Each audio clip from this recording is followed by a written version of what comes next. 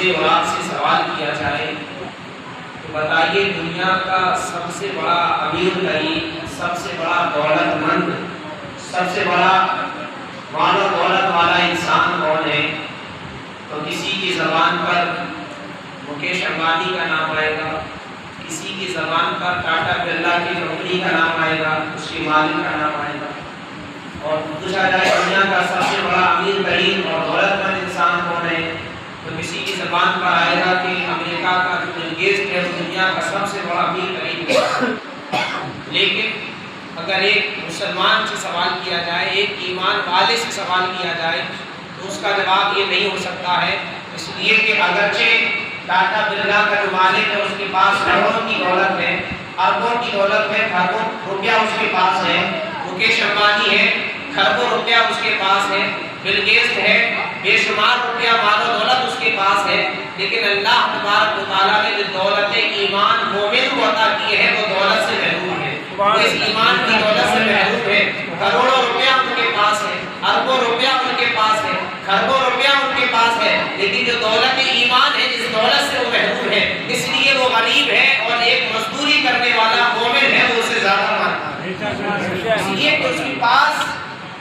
ایمان کی دولت ہے، اور ایمان کی دولت دنیا میں سب سے بڑی دولت ہے۔ دنیا کی ساری دولتوں کو ایک ترازو میں رکھا جائے اور دوسرے ترازو کے دوسرے پلے میں ایمان کو رکھا جائے، ایمان سب پر بھاری نظر آئے۔ اور یہ کوئی اپنی گھر کی بات نہیں بلکہ رب قرآن میں بیان فرما رہا ہے، کیا ہے؟ ان الذین کفروا وماتوا وهم کفار، وہ لوگ جو حالت کفر میں مر گئے، جن کا خاتمہ کفر کی حالت میں ہوا، ایمان کے ساتھ اس دنیا سے نہیں گئے۔ جب اس دنیا سے گئے تو ایمان ان کے پاس نہیں تھا، دولت ایمان ان کے پاس نہیں تھی، کفر کی حالت میں ان کا خاتمہ ہوا۔ فَلَن يُقْبَلَ مِنْ أَحَدِهِمْ مِلْءُ الْأَرْضِ ذَهَبًا وَلَوِ ابْتَدَىٰ بِهِ، رب فرماتا ہے جس کا خاتمہ کفر کی حالت میں ہو گیا،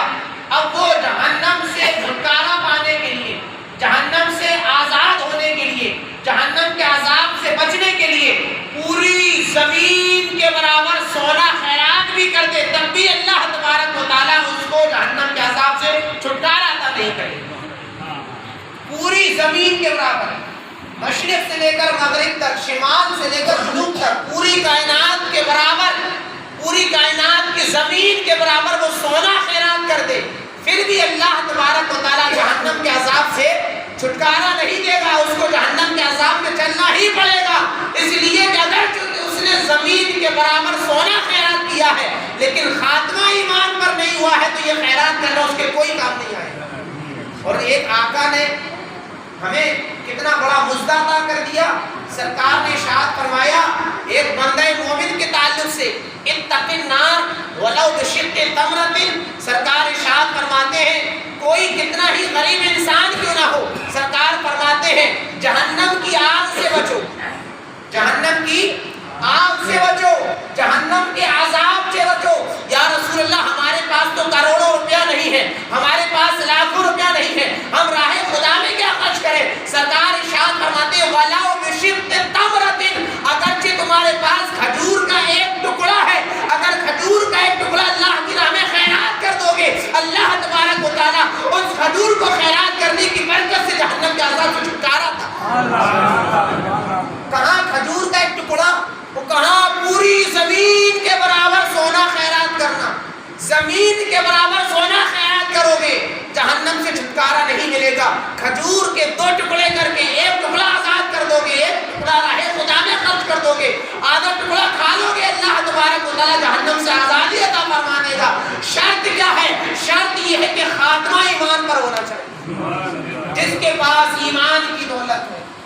اللہ تبارک و تعالیٰ نے اس کو بہت بڑا مالدار بنایا ہے، اس کو بہت امیر بنایا ہے، اس لیے کہ دنیا کے کروڑ پتی انسان کے پاس، لاکھ پتی انسان کے پاس، جس کے پاس کھربوں کی دولت ہے، جو ہزاروں کمپنیوں کا مالک ہے، اس کے پاس روپیہ ہے، جائیداد ہے، زمین ہے، مکانات ہے، بلڈنگیں ہیں، بنگلے ہیں، گاڑیاں ہیں، سب کچھ ہے، لیکن دولت ایمان سے محروم ہے، ایمان کی دولت اس کے پاس نہیں۔ تو جس کے پاس ایمان کی دولت ہے وہ انسان سب سے زیادہ مالدار۔ تو پتہ چل گیا قرآن کی روشنی میں اور سرکار کی حدیث سے کہ ایمان کتنا قیمتی ہے، ایمان کتنی قیمتی شے ہے، کتنی قیمتی چیز ہے۔ اور ظاہر سی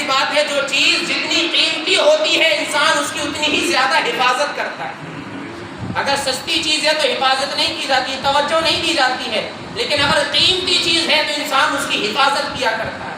اس کی حفاظت کے حوالے سے فکر مند رہتا ہے۔ اگر آپ اپنی پرانی ٹوٹی چپل پہن کے آئے ہیں تو جہاں چاہتے ہیں وہاں اتار دیتے ہیں، لیکن عید کا دن ہے، آپ نے 2000 کی چپل خریدی ہے تو آپ ڈھونڈتے ہیں میں چپل کہاں پر رکھوں، اس لیے کہ قیمتی ہے۔ جب پھٹی پرانی ٹوٹی پہن کر آئے تھے تو جہاں چاہا وہاں اتار دیا، قیمتی نہیں تھی، چھوڑ جائے گی، دوبارہ خرید لیں گے۔ لیکن اگر آپ قیمتی چپل پہن کر آئے ہیں، قیمتی جوتا پہن کر آئے ہیں تو آپ کو اس کی حفاظت کی فکر رہتی ہے، کہیں کوئی چرا کر نہ لے جائے۔ آپ کے پاس 1 روپیہ ہے یا 5 روپیہ ہے تو آپ جیب میں جیسے چاہتے ہیں ڈالے گھومتے پھرتے گر جائے، کوئی بات نہیں ہے۔ لیکن اگر آپ کے پاس سونے کا ایک سکہ ہے، سونے کا ایک سکہ ہے، وہ بھی 1 روپے ہی کے برابر ہے لیکن سونے کا ہے، تو آپ بار بار جب چلتے ہیں تو اس طرح جیب پکڑ کر کے چلتے ہیں، کہیں ایسا نہ ہو کوئی بازار میں ہاتھ ڈال کر نکالے مجھے خبر بھی نہ ہو، اس لیے کہ سونے کا سکہ ہے، بڑا قیمتی ہے۔ تو جو چیز جتنی قیمتی ہوتی ہے انسان اس کی اتنی ہی زیادہ حفاظت کرتا ہے۔ تو ایمان سب سے زیادہ قیمتی ہے، ہمیں چاہیے کہ ہم ایمان کی سب سے زیادہ حفاظت کریں، ایمان کی حفاظت کے تعلق سے فکر مند رہیں۔ اور میں آپ کو بار بار سنا رہا ہوں، سرکار نے فرما دیا قرب قیامت ایسا زمانہ آئے گا کہ بندہ مومن صبح مومن ہوگا، شام ہوتے ہوتے کافر ہو جائے گا، شام کو مومن ہوگا، صبح ہوتے ہوتے کافر ہو جائے گا۔ یعنی سرکار نے فرمایا قرب قیامت ایسے ایسے فتنے نمودار ہوں گے، ایسے ایسے فتنے نمودار ہوں گے، ایسے فتنے برسیں گے جیسے آسمان سے پانی برستا ہے، آسمان سے بارش ہوتی ہے تو پانی کے قطرات زمین پر گرتے ہیں۔ سرکار فرماتے ہیں میری امت پہ قرب قیامت ایسے ہی فتنے نازل ہوں گے، فتنے برسیں گے تو اس فتنے کے دور میں ایمان کو بچانا بڑا مشکل ہوگا، ایمان کی حفاظت کرنا بہت مشکل ہوگا۔ اس لیے ہمیں چاہیے کہ یہ فتنے کا دور